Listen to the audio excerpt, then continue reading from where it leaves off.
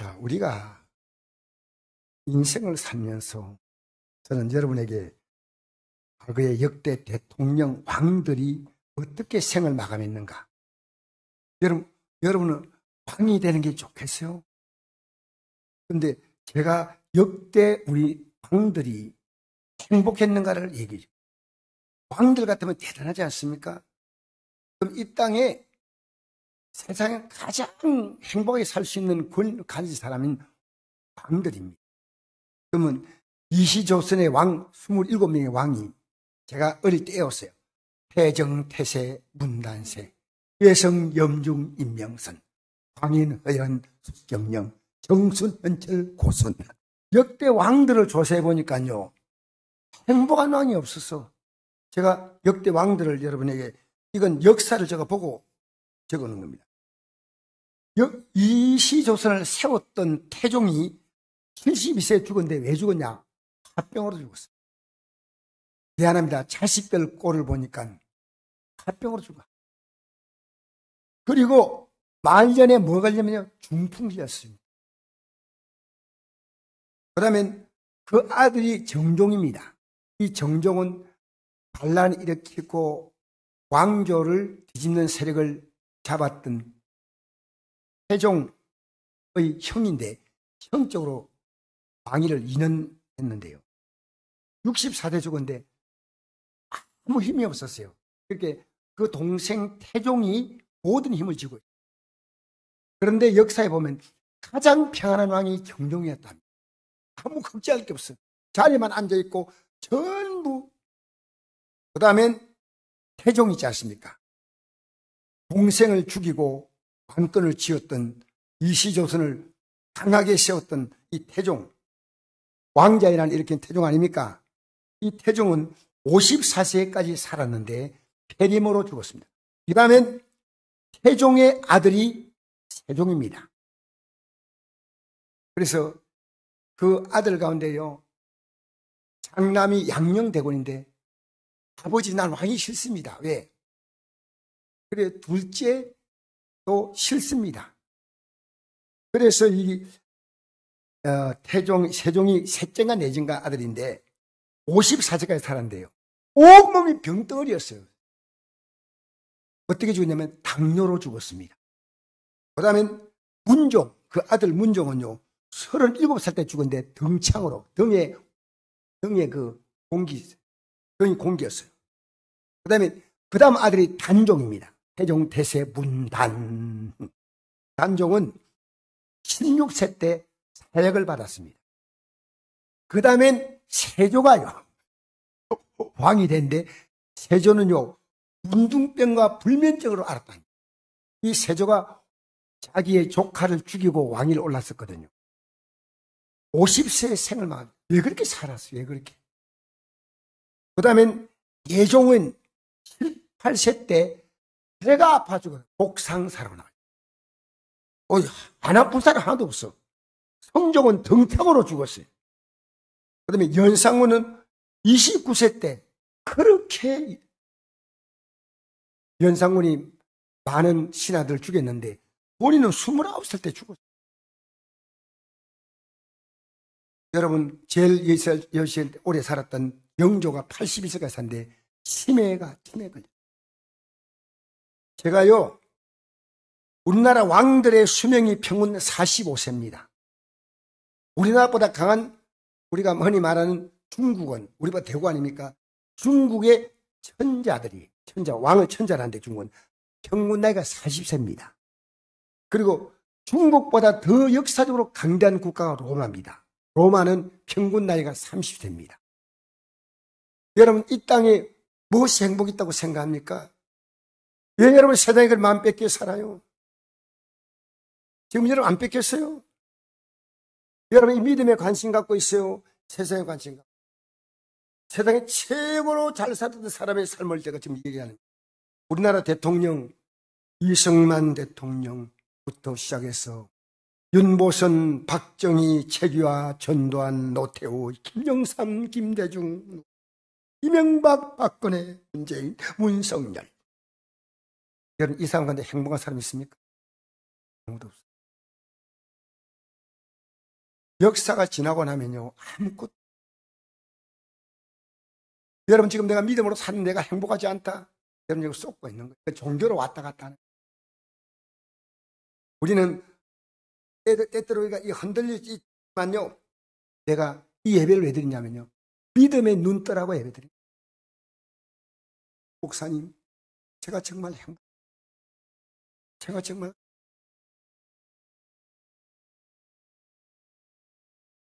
여러분, 여기 오늘 제사장이 사무엘상에 2명이 나옵니다.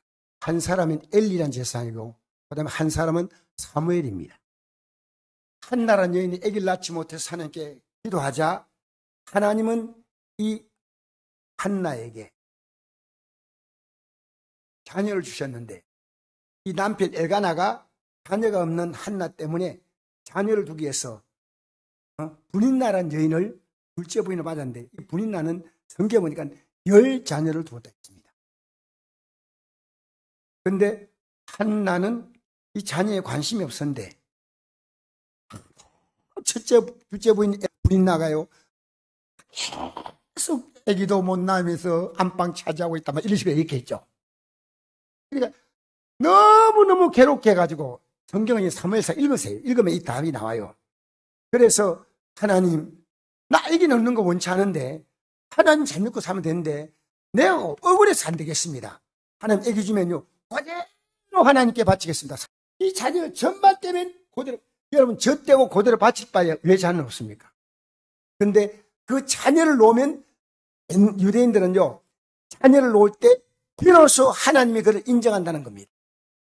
그러니까 자녀를 낳고, 그리고 이 자녀를 그대로 성전에 갖다 바치는, 그 당시에 제사장이 누구냐면 엘리란 제사장이에요.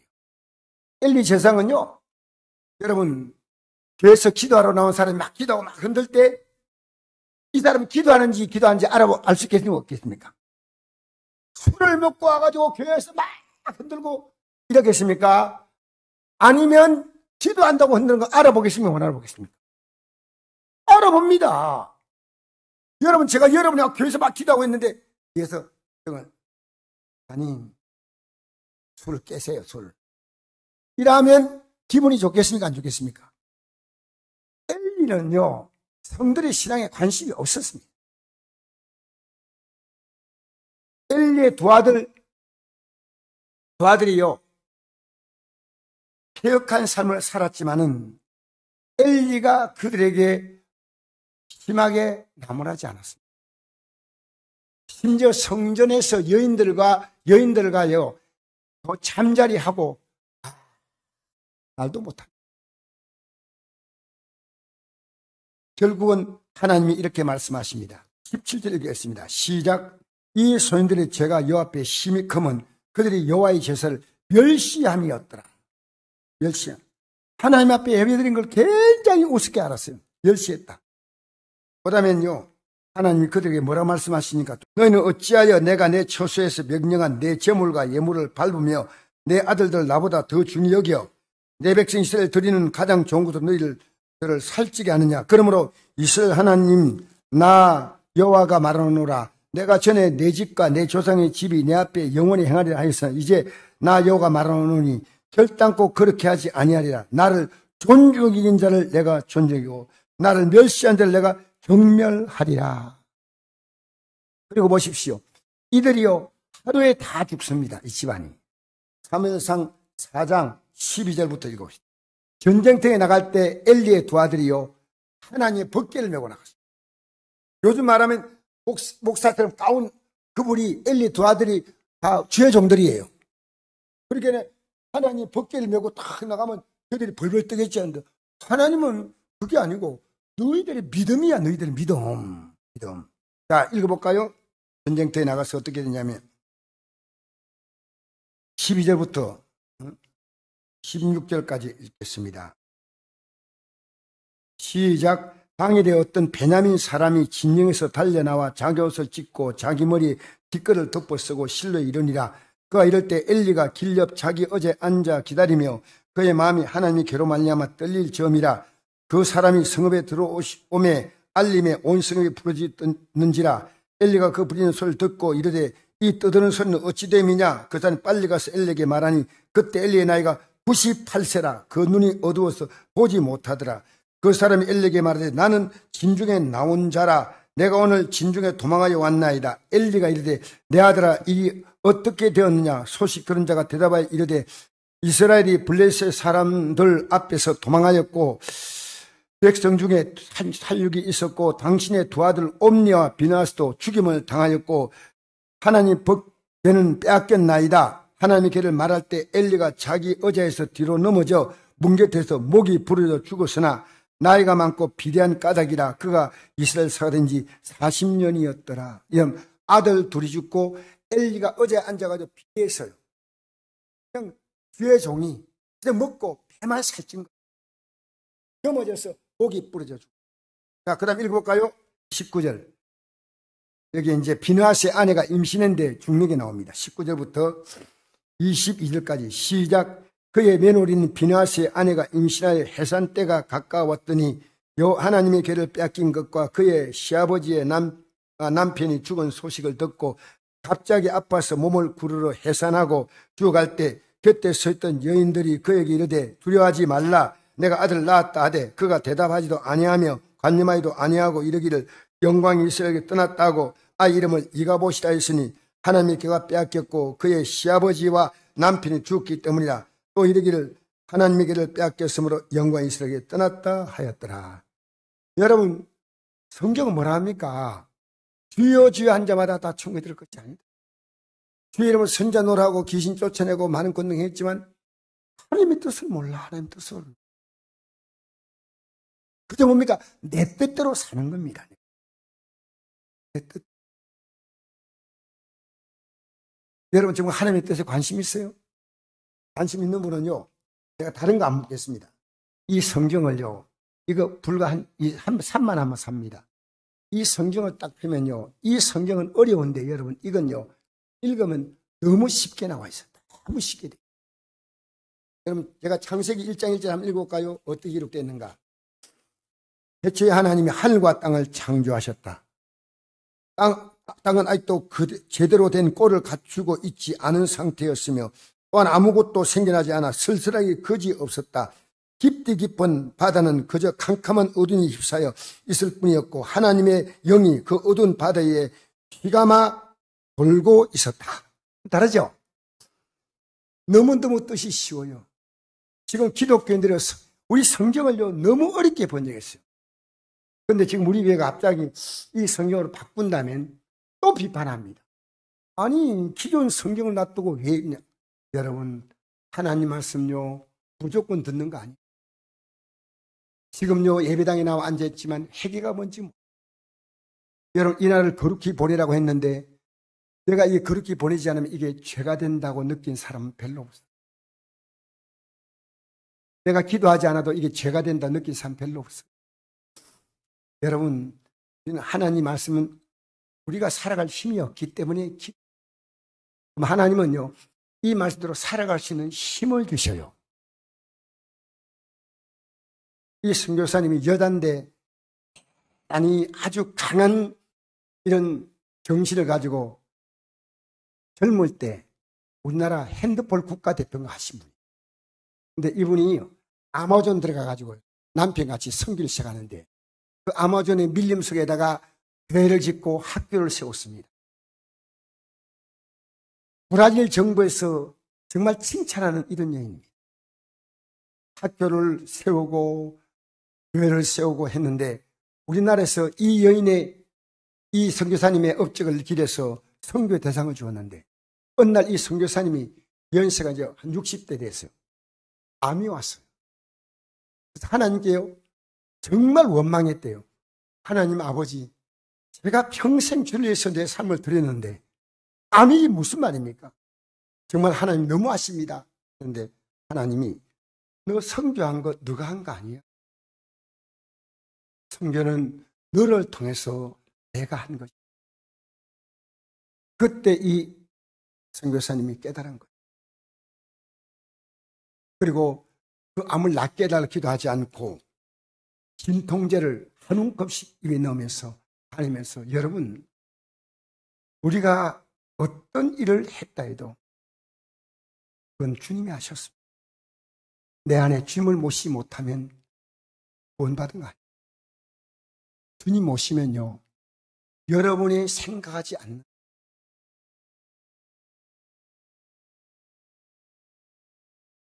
여러분 어려운 사람 보면요, 여러분 어렵더라도 좀 허리 졸라매고 베풀 마음이 있습니까? 우리 교회도요, 선교사님에게 이번에도 성경고 보내겠다 하시는 분이 너무 감사하죠. 하나님이 내 마음에 그 마음을 주시면 사람은 없어도 하고 있어도 못합니다. 그래서 저는 오늘 이 보면서요, 사무엘은 피덩이 때 거기서 어려서 자라가지고 믿음이 잘 자라고, 사무엘을 맡기고 난 다음에 하나님은 한날 여인에게 자녀 없는 그에게 3남 2녀를 더 주셨습니다. 그런데 이게 사무엘의 끝이 아닙니다. 자, 오늘 제가 전할 말씀의 핵심은 8장입니다. 한번 보십시까요?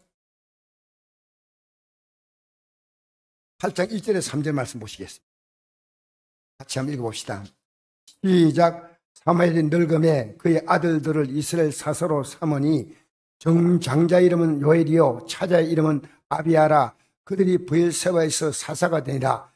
그의 아들들이 자기 아버지의 행위를 따르지 아니하고 이익을 따라 뇌물을 받고 판결을 굽게 하니라. 여러분, 제가 이게 이해가 안 되는 거예요. 어떻게 사무엘의 가정에 태어난 자녀가요, 하나님 앞에서 이렇게 배역한 삶을 살까? 엘리의 가정만 아니에요. 사무엘의 가정에도 이런 일이 생겼습니다. 이것이 나중에 우리가 왕을 세워달라고 하는 빌미가 된 거죠. 여러분, 여러분의 자녀가 예수를 다 믿는다고 가정할 수는 없어요. 우리는 모릅니다. 사무엘이 어려서 얼마나 신앙훈련을 시켰습니까? 그런데 판결을 굽기 위해서 하나님 앞에서 바르지 않는 사사의 삶을 살아. 요즘 말하면 사사가 목사. 이걸 보면서요, 우리는 각자가 사사를 한다고 해서 이게 하나님이 쓰시는 게 아니에요. 진짜 중요해요. 하나님 앞에서 내가 살아야. 하나님은 그걸 모를까요? 이거 하나님이 두려워요? 우리 시위학생들 오늘 연극하는 거 보니까 이대로 바로 나가면 연극 무대에 서야 되겠어요. 너무 감동이야. 이번 성탄절을 보면서 제가 우리 교회 스타들이 있구나. 감사해요. 그런데 이 연극하면서 주님께서 주시는 뜻을 깨달으면요, 얼마나 여러분, 우리는요 최선을 다합니다. 신앙은 그와 하나님과의 1:1의 관계입니다. 그러나 우리가 최선을 다하는 것은 한나처럼 어릴 때부터, 요즘 이게 없어졌어요. 왜 어릴 때부터 새벽 기도를 시키는 걸 못합니까? 그 어릴 때 그 영이 믿음으로 바로 서도록 일깨워준다는 것이 보통 어려운 거 아닙니다. 요즘 우리 사회가요, MZ 세대래 가지고요, 지금 10대, 20대, 30대, 40대, 50대, 60대 생각이 다 달라요. 우리가 믿던 시대의 믿음을 얘기하면요, 지금 캐캐묵은 믿음이라고 조롱합니다. 여러분, 성경은 절대 진리예요, 진리. 우리가 예수 그리스도를 믿으면요, 이 세상은 점점 악해질까요, 선해질까요? 그 말하기 싫죠. 내가 대표로 하겠습니다. 점점 악해져. 앞으로 감당하지 못할 정도예요. 이제 부모와 자녀가 없는 시대입니다. 그러나 여러분, 믿음의 세움은요, 자녀가 하나님의 질서 쓰고 부모 질서 쓰고 이웃 질서 씁니다. 그게 10계명이에요. 10계명 뭡니까? 하나님이 얼마나 중요한 것이가 1, 2, 3, 4계명이에요. 1계명은 나 외에 다른 신이 있다 없다? 주일학생들 대답하세요. 나 외에 다른 신이 있다, 없다. 말도 다 하기 전에 없다 뿐이에요. 그 말할 필요가 없어. 1계명은 하나님 외에 다른 신이 없다. 하나님만이다. 그 다음에 두 번째는 뭡니까? 형상을 만들지 말라는 건, 여러분 어떤 형상도 만들면 안 돼요. 왜냐? 하나님은 형상보다 너무나 놀라운 분입니다. 제가 언젠가 며칠 전에 서울 갔다가 오는데요, 이래서 놨다고 길에다가 어떤 유명한 신부를 기념하는 성전도 있어요. 신부의 이름을 넣어가서 성전을 만들었다고. 여러분, 성전은요 누구 기념하는 거 아니에요. 우리 성전은요 주님이 머리시고 주님이 몸이시고 우리는 지체입니다. 틀렸다 생각하지만 제가 그게 틀렸다 해가지고는요 혼나죠. 그래서 내가 조용히, 왜 성전 이름을, 예를 들어서 우리 교회를요 강태진 기념교회 이라면 되겠습니까? 근데요 이런 식으로 이름을 써붙여서 성당 이름인데 누구누구 기념 성당이라 되어 있어요. 여러분, 지금 여러분이요 세상 살아가는 데는 굉장히 예민한데, 이 말씀 듣는데도 예민하지 않는 분이 있어요. 성경 펴고 넘기고 하지 마세요. 그래서 여러분, 우리는요 자녀에게 최선을 다해서 어려서부터 이 말씀을 가르치는데, 왜냐하면 신명기에 나와 있습니다. 내 자녀가 누웠을 때인지 앉았을 때인지 길을 걸어갈 때인지 눕다는 뭡니까? 어려서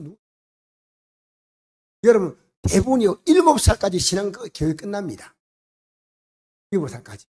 그들의 가슴 속에 믿음을 심어주면, 제가 오늘 있는 믿음은요 어릴 때 부모님이 제 손을 붙잡고 예배당 간 거. 우리 어머니가 있어요. 어머니 잘 때요 내 마음에요 내 다리하고 엄마 다리 묶어주세요 이랬거든요. 왜냐하면 엄마가 일나면 나도 일날 거 아니에요. 내가 언제 그런 생각이 들어요. 왜 엄마 날 샘기도 안 되고 가는가? 여러분, 우리 믿음은요 이 믿음의 가치가 자녀들의 인생을 바꿉니다. 그래서 1계명은 하나님의 다른 신이 없다. 2계명은 평상 하지만 3계명은 하나님 이름을 함부로 부르지 말라. 이 말은요 함부로 찬송을 부르면 안 됩니다. 뜻을 알고, 목사님 이 찬송을 왜 이렇게 부릅니까? 아까 내가 얘기했죠.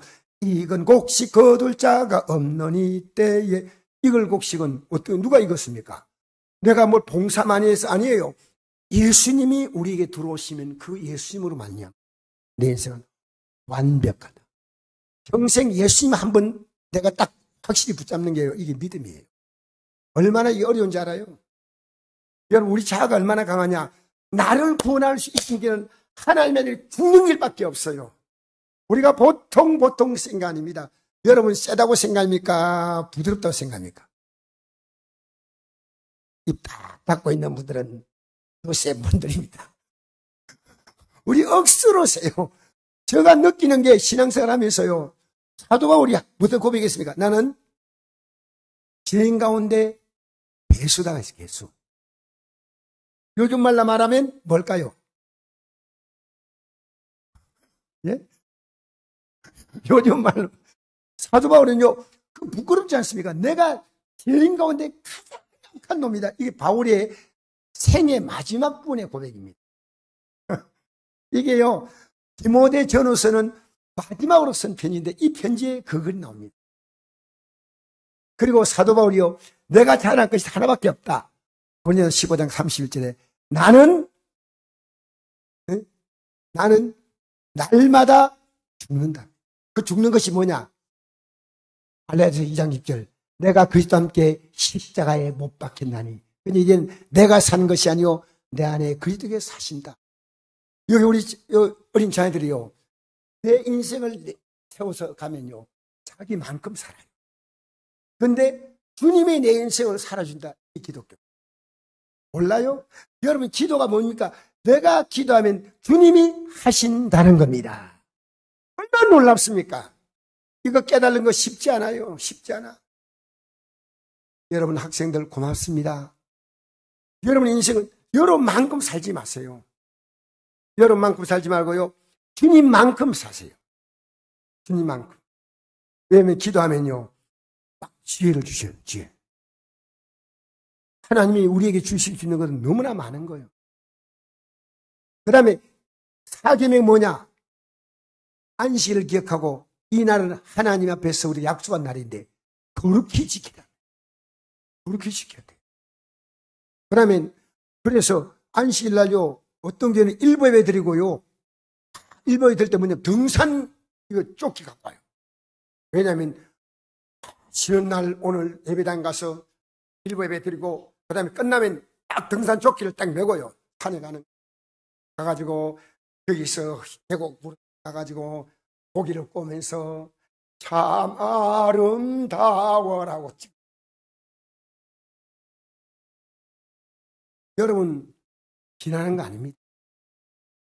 이 날은 가능한 한 거룩하게 지키도록 해야 됩니다. 그 다음 이걸 딱 지키고 난 다음에 5계명이 뭡니까? 내 부모를 공경하랍니다. 하나님의 질서와 부모 질서. 공경은 뭡니까? 공경받을 가치가 있다고 하는 게 아니에요. 최선을 다해서 부모님 공경해라. 그러면 복받아. 내가 부모님 공경하는 것보다 하나님 주신 복이 엄청 커. 하나님이 복 주시는 거예요. 할렐루야. 그리고 6계명부터 시작해서 사람과의 관계입니다. 산나지 말라. 이 말 속에는 미워하지 말라 포함됩니다. 산나지 말라, 간음하지 말라, 독질하지 말라, 내 이웃을 거짓말하지 말라, 탐내지 말라. 이게 인간관계 속에서요. 남에게 피해를 주지 않고 도움을 주고 이게요. 우리가 이 땅에 살면서요. 하나님 중심, 부모님 공경, 사람들에게 사랑. 우리 하나님 자녀된 것은요. 명맥이 종교가 기독교 아니고요. 하나님의 자녀다운 인격으로 참 바뀌지. 그래서 그것이 세상의 빛과 소금.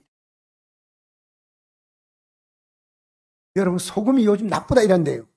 제가 어떤 글을 보니까요. 소금을 안 먹으면 죽는데 소금이 우리 몸에 소독하는 역할을 하는데 소금이 또 그렇게 중요하대요. 땅이. 여러분 이 땅에 여러분의 삶이 이 땅에 살면서도 존귀해야 돼요. 할렐루야. 그러니까요, 여러분, 최선을 다할 뿐이에요. 사무엘 선지자가 최선 다하지 않았겠습니까? 그런데 자녀들이 격리로 갔지만 이 자녀들이 뒤에 돌아오고 회개할 수 있고, 그거는 이제 그 기록 뒤에는 볼 수 없지만요, 여러분 이 땅에서 여러분 자녀가요, 믿음으로 쓰도록 최선을 다해서 하되, 여러분이 믿음의 모습을 보여주세요. 여러분이 보여주지 않는 믿음은 의미가 없어요. 여러분, 오늘 우리 학생들이 이렇게 참여하니까 참 감사하고, 이 땅에는 우리가 부러워할 수 있는 행복한 사람은 누가 가장 행복한 사람이냐? 누구겠어요? 누구겠습니까? 학생들. 내가 왜냐하면 지금 안 좋은 환경이 있잖아요. 여러분 하나님이 필요해서 주신 거예요. 이것 때문에 주님 붙잡는 거예요. 이것 때문에 주님 붙잡으라는 겁니다. 자녀가 힘들게 해요. 아이고 내가 남편 복도 없는데 자식 복도 없구나. 여러분 함부로 말하지 마세요. 하나님은 여러분에게 주신 모든 여건들은요. 여러분에게 지나고 나면요. 합력하여 선을 이루는 줄 믿습니다. 꼭 필요해서 주신 거 필요해서. 필요해서 내 주위에 있는 삶을 이렇게도 만드시고 주님의 뜻대로 이끌어 가시는 거예요. 주님은 그 가운데서 모든 삶의 주인공은 바로 여러분이. 여러분 대장금의 주인공이 왕입니까? 대장금입니까? 어떻게 하셨어요? 여러분 하나님은 이 땅에 가장 중요한 VVIP가 여러분이셔요. 네. 십자가에 피 흘려서 보내. 할렐루야. 여러분 자신에 대한 자부심과 여러분 사람 따라가지 마세요. 따라가지 말고요. 우리 교회 많이 나오니까 아니에요. 여러분이 끌어가세요. 여러분이 끌려가지 말고 끌어가시길 바랍니다. 믿음. 분위기 타지 마세요. 주님 타셔야 됩니다. 할렐루야. 언제까지 여러분 내 주위의 환경에 따라서 나도 그냥 무리지어 가는 게 아니고요. 여호수아 갈렙처럼요. 분명히 자기의 믿음의 노선을 가지고 가야 할 줄 믿습니다.